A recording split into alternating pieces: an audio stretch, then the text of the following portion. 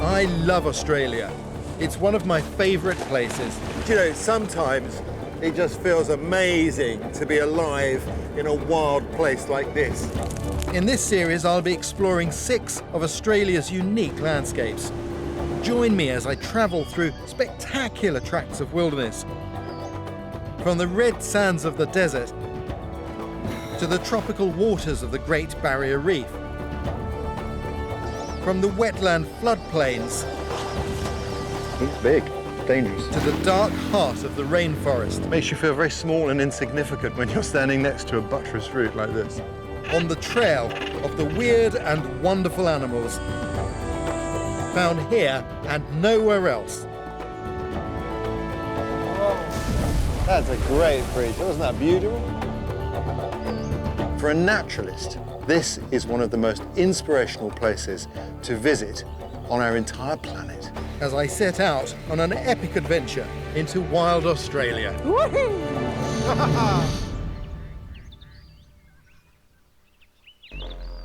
In search of some of the most unique animals in the world, I'm flying over 9,000 miles to the remote wilderness regions of Australia. For anyone interested in nature, stepping onto Australian soil is like stepping into the shoes of an 18th century naturalist. Everything here is strange and different, and that's because this continent has largely evolved in isolation. And what a vast and varied landscape it is too. My first stop is at the northeastern edge of Queensland, where I'll be delving into the coastal waters that are home to the largest living structure on Earth, the Great Barrier Reef. It's a marine adventure that promises humpback whales, giant turtles, and an abundance of exotic fish and birds.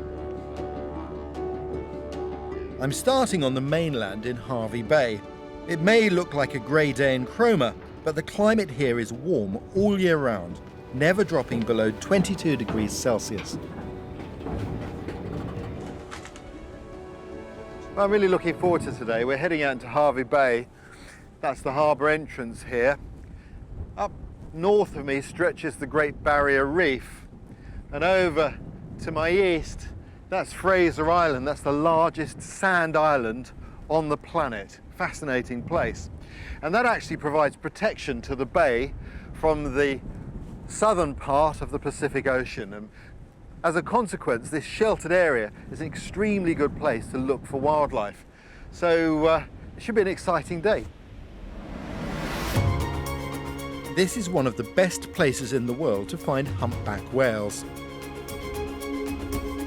Every year, these humpbacks make an extraordinary 5,000-kilometre migration from their tropical breeding area north of here to the feeding grounds in Antarctica.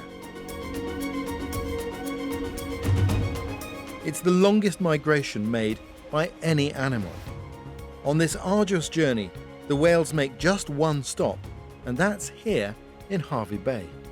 With me is whale expert Wally Franklin, who's been studying the whales arriving here for over 25 years.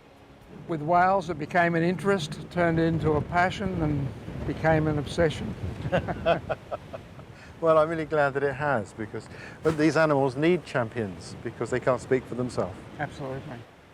With Wally's expert knowledge of these waters, we don't have to wait long for our first sighting. Here we go, here we go. And again, way! We've spotted a mother whale with a very young calf, just 3 months old. That's Mum. That's Mum, yeah.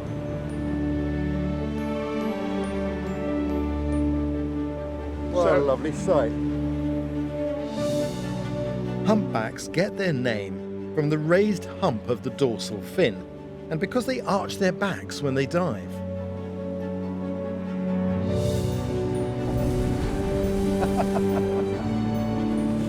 That's amazing.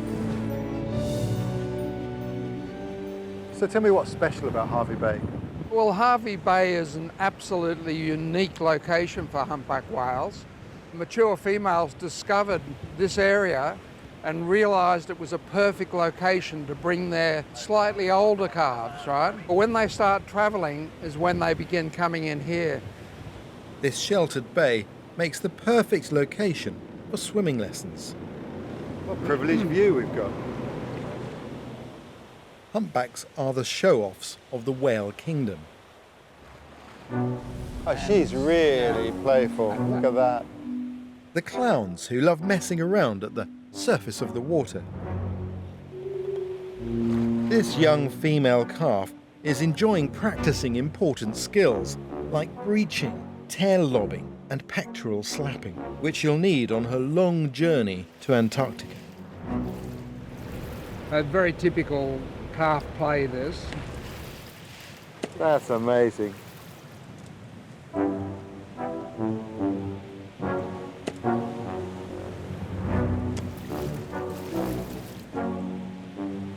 She's on her back doing this. You can clearly see the lumps, the tubercles on the leading edge there of the pectoral fins. Amazing. Very distinctive, aren't they? Easy to identify because of the length of the pectoral fins. They're the only whale with pectoral fins that are relatively the same length of our arms to our bodies. All the other whales and dolphins have pectoral fins that are only about elbow Short, length. yes. Why do they pectoral slap like that, Sir Wally? Are they using it to communicate? There's a belief that the pec slapping has a communication function. There's a view that the pec slapping gives other whales an indication of their presence, may be a way for a female to call in males, they say. But with the mums and calves, very likely she's in a process of training the calf how to do it. Remember, the calves have got to learn everything. All the moves, all the whale moves, come from working with mum. So what happens is, whoa, there's a nice. That's a great bridge. Wasn't that beautiful? It's all about this young whale getting full control of its body, coordination of its movements, and also learning the moves. I mean, that breach could save its life one day. This calf will be extremely vulnerable on her very first migration. She could fall prey to sharks or killer whales, or even die of exhaustion. These lessons are vital to her survival. This is the kindergarten, the junior school and the high school for the humpback whales.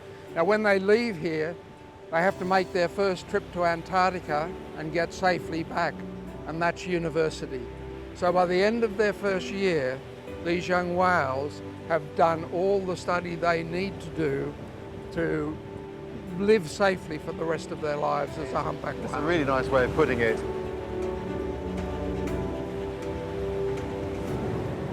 Looks like another fluke-up dive. Look Hey!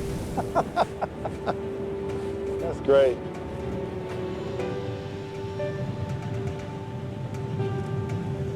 You love them, don't you? We absolutely love these whales, and I can see we'll be devoting the rest of our lives to continuing to study them and to be a voice on their behalf as best we can.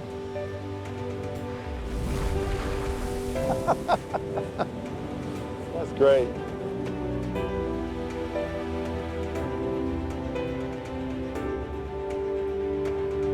Watching such a young calf master her whale moves has been a unique experience for me. It's like seeing a toddler take its first steps, and that's a very special moment to witness.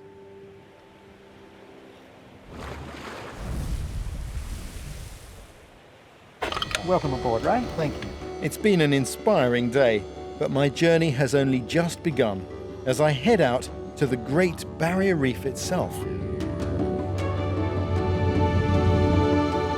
The Great Barrier Reef is actually a long string of islands and submerged reefs, stretching for nearly 2,500 kilometers. I'm on my way to Lady Elliot Island, a typical coral cay island at the southernmost tip of the reef.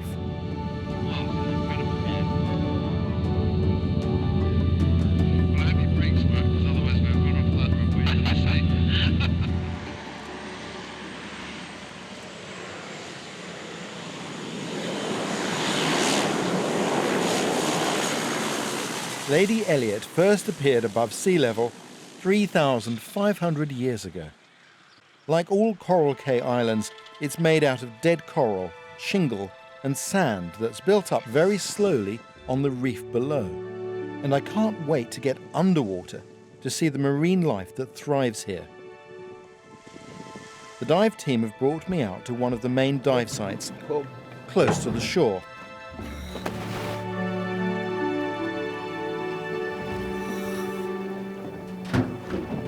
So here goes.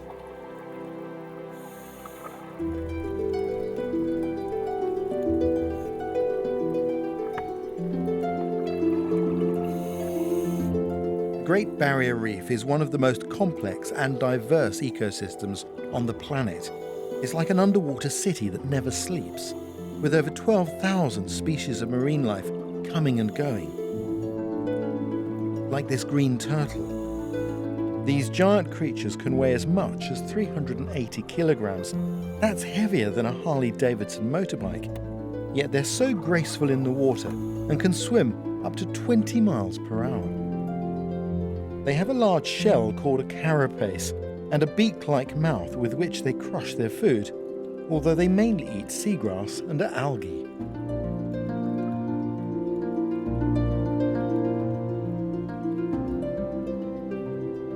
The corals beneath me are living creatures, part of the jellyfish family, and they've attached themselves to submerged rocks around the perimeter of the island.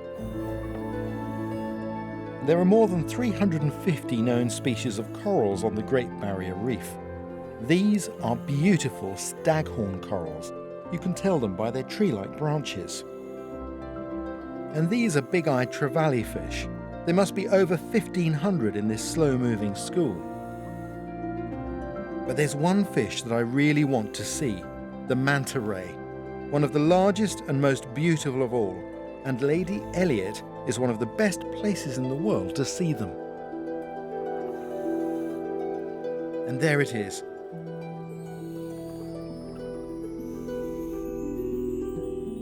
What an elegant swimmer as it glides away from me.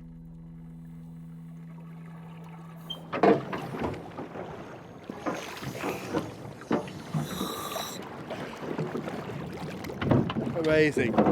That is such a healthy reef. There's so much small life in those coral heads, it's incredible. You know, so much of the world today, you get the effects of El Nino, of dynamite fishing, of pollution, and even of overdiving. To go down on a reef with the coral heads in such pristine condition. It reminds me of diving 20 years ago, when you used to see these coral heads full of baby fish. It's exactly how a reef should look. It's wonderful. There were turtles, manta rays. It's astonishing.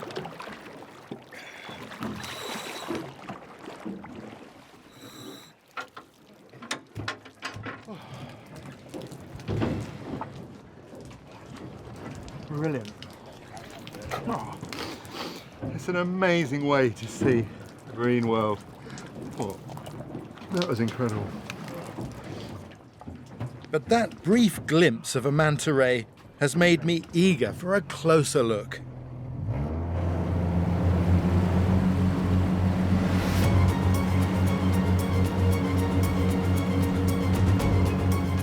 We get word on the radio that a large number of manta rays are feeding offshore from the lighthouse, so we speed over.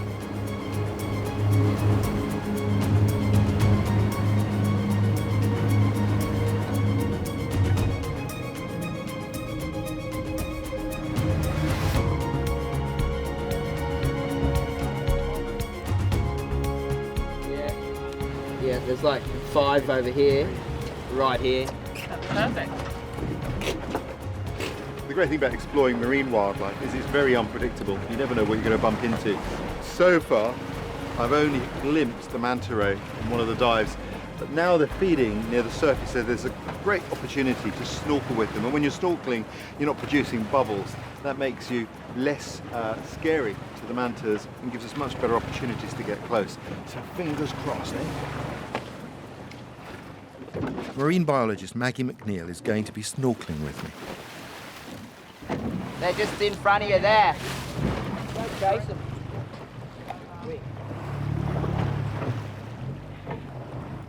Manta rays are the gentle giants of the reef. They're not aggressive and don't have a stinging barb. They also have the largest brain to body size of any living fish. I can't believe how close I'm able to get, and as a manta ray dives underneath me, I follow it down.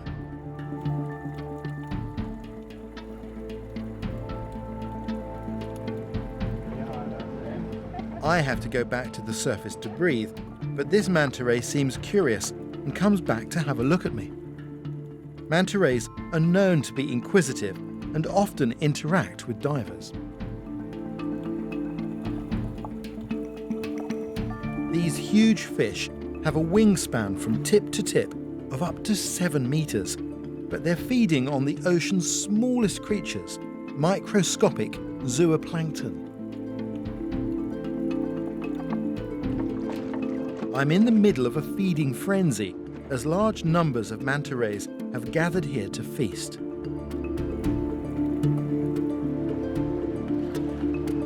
They hold their giant mouths open and use their front lobes to funnel the plankton inside. This is known as ram feeding, when the manta swims against the current with an open mouth. It's an extraordinary sight. Yeah, well, if Maggie goes wide one way and I go wide the other, I'll just stay on this side.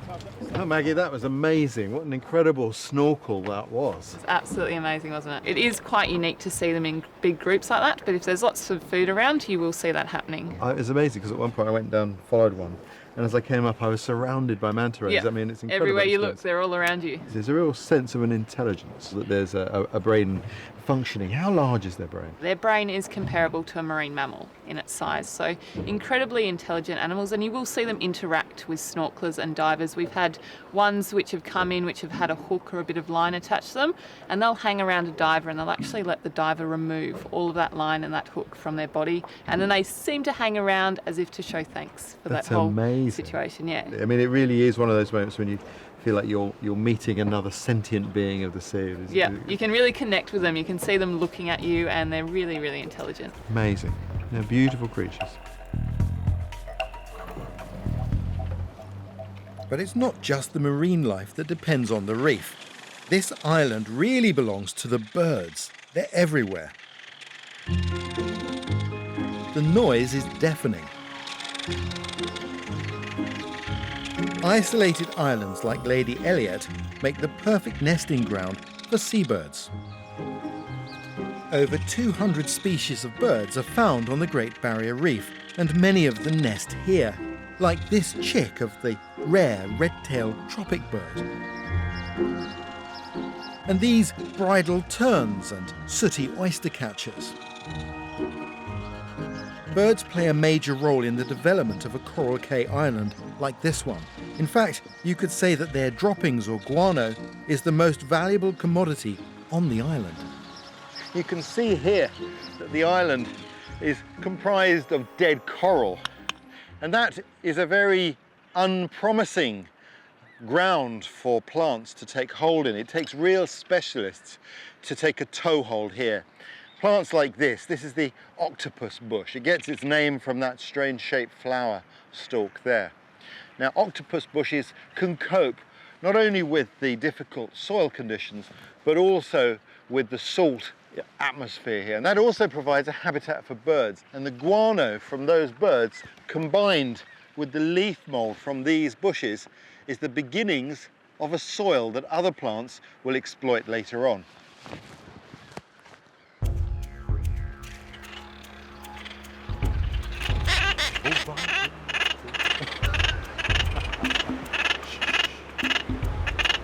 This is a black noddy, and you can see the nest is literally just leaves glued together with guano. Precarious. Noddies are so named because they nod their heads repeatedly while courting. Seeing so many trees, it's hard to believe that in the 19th century this island's vegetation was virtually destroyed by miners digging for bird droppings or guano, which was prized as a fertilizer and used in gunpowder. Over the last 10 years, a team of passionate conservationists have been restoring the island's trees. I'm playing a small part in the work by helping my dive buddy, marine biologist Maggie McNeil, plant a Pisonia tree. And this is one of the worst soils I've ever dug up. It's like concrete. So all of these trees you're planting come from your cuttings from your own nursery, don't they? Exactly, yes. So they come from the original trees that were here and weren't removed from the island. When the guano mining took place, they took like 2 metres of soil off, didn't they? Yeah, almost 2 metres. Now we're just dealing with a lot of rock. Quite a challenge, isn't it? It is. But it's not an easy job. What is astonishing is how fast the trees have started to regenerate. Yeah, most definitely. And of course the trees create habitat for the birds and the birds bring their guano with them. Exactly. So it all needs to work together to make this unique place that we have here. And as you can see, the noddies all around us are loving it. I reckon we're almost there, right? Hey, we're putting up some more habitat for you. I think they're supervising.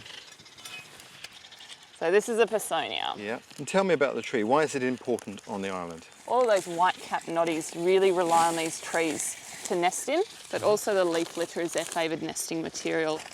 And then in return, they're spreading the seeds that these trees produce. So these ones here, as they develop, they actually become really dark and sticky. So with the birds all nesting in through the trees, they're going to get these seeds stuck to them. They can transport them around the place. But then also, you might have seen the birds doing a sunbathing behaviour where they've got their wings crossed over.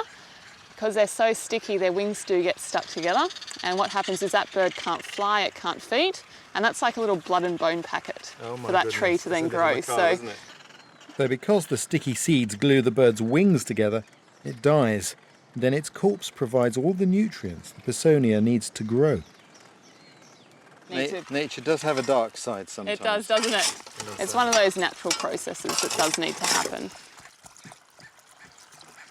And one happy tree. That's great. 20 years' time, You'll be back. it'll be a tall tree. Yeah, it feels good, doesn't it, It does. to do something like that. 20 years' time, you'll be having a whole heap of birds in it as well. It's amazing. The huge numbers of birds already nesting on the island stand in testimony to the success of the conservation efforts being made here. The Great Barrier Reef is one of the largest assemblies of wildlife to be found on our planet. It truly is one of the great natural wonders of the world. I'm encouraged by the care being shown for this unique environment. It gives me hope that the reef will be preserved and protected for future generations.